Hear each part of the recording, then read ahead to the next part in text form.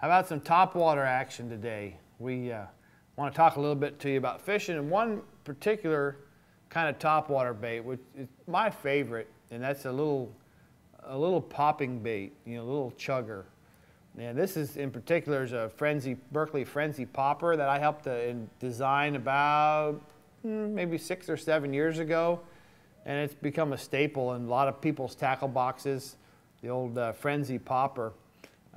If you notice, this little popper is rigged with it's got a little split ring right on the eye. I always like to leave the split ring on there because that helps to give the bait action. And it allows the bait to kind of walk back and forth.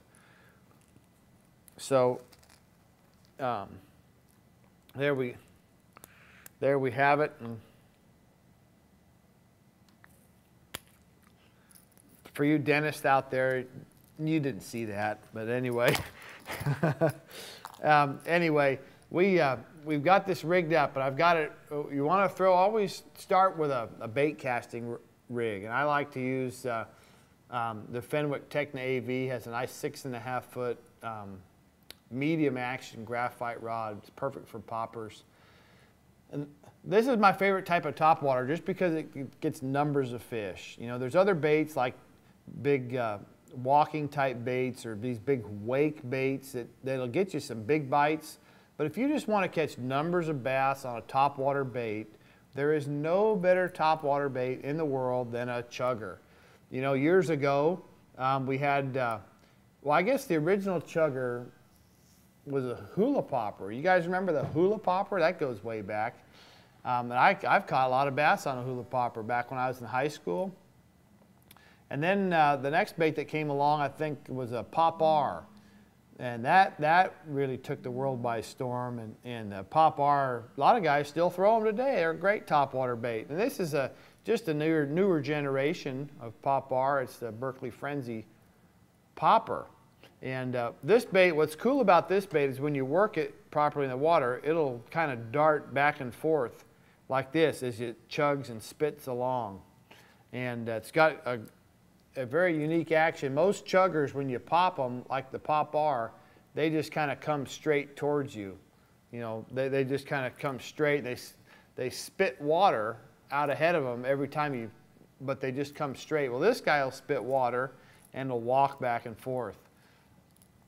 Color-wise on chuggers, you can't beat shad patterns. That's what you're trying to imitate, is shad, something with a black back and a white or a silver belly. This black and white one I've caught hundreds of bass on plugs just like this. And then you always want to have a good tail feather on the back. That just adds a little enticement to the fish that something they can chase and run down and zero in on. I don't know what they think that tail feather is, but I know a lot of times when you stop the bait and you pause it, rests on the surface of the water, that the tail feather will kind of fan out, give a little billowing action, and that can be something that draws some strikes. And I brought some other trailer hooks here too to put on this bait. Let me see if I can dig them up real quick. But it's Mustad makes these feathered trailer hooks for topwater baits, and you can see these are chartreuse, but they also make they make all kinds of different colors. But after you fish with it with the original tail feathers and you catch 20 bass on a plug, well, the feathers are going to get ripped out of there, and you need to get a new replacement tail feather treble. And so these Mustad Ultra Points are perfect for that. But anyway, that's it. That's the rig. It's all sharp. We've got the treble hooks on there, good Mustad trebles, and now you're ready to fish it. And here's what I know about fishing these things. When the water's cold early in the year and the bass are kind of slow and they're just getting on a topwater bite, my favorite cadence to use on the retrieve is a 1, 2, 3, pause, 1, 2, 3, pause, and just work it slowly back to the boat. So you make your cast, the bait hits the water, you just mellow out for a little while, and just let the ripples kind of die away, okay? Pop, pop, pop, pause, pop, pop, pop, pause, and just repeat that back to the boat. As the water temperature gets warmer in the summertime, you want to speed up your retrieve. And like when the water, especially July and August, that's when you sometimes have to go to a super fast retrieve in the hottest months of summer. And this time of year, what I'll do is I will throw the bait out all the way out there.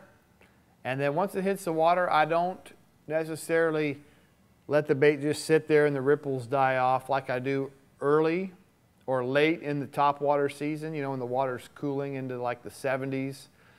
But when the water's hot in the 80s in the summer, basically as soon as that bait hits the water, I'm starting to work it. I'm pop, pop, pop, pop. And a lot of times I won't even let it stop, but except for just a brief minute. So I'll let me just walk you through a cast. And the water's 85 degrees. It's July 25th, Clearwater Lake. I throw it out.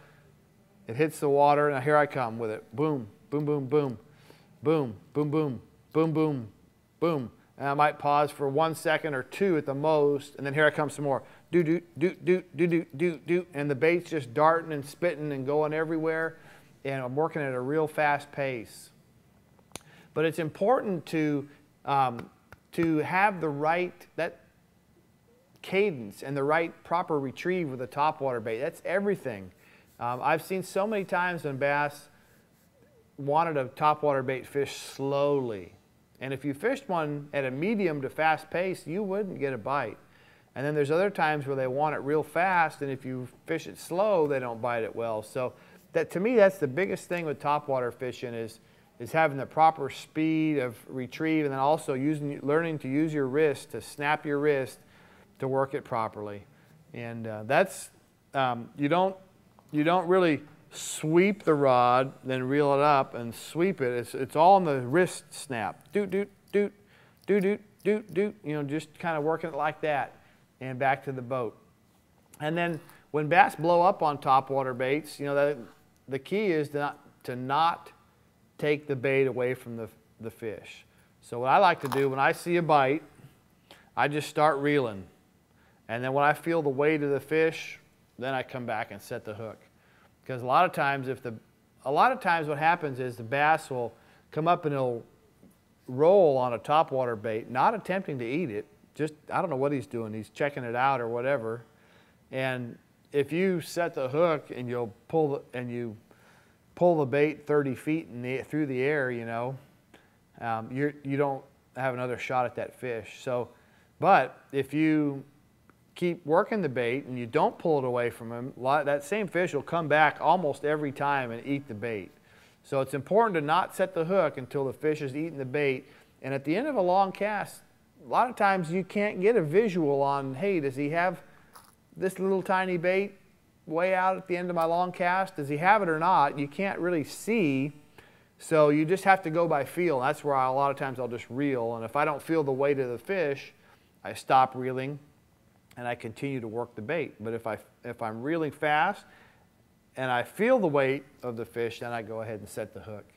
So they're fun, man. I love topwater baits. There's nothing better that'll get you hooked on fishing or just give you a thrill than catching a big fish, a big bass on a topwater plug. So give those tips a try next time you're out there this summer.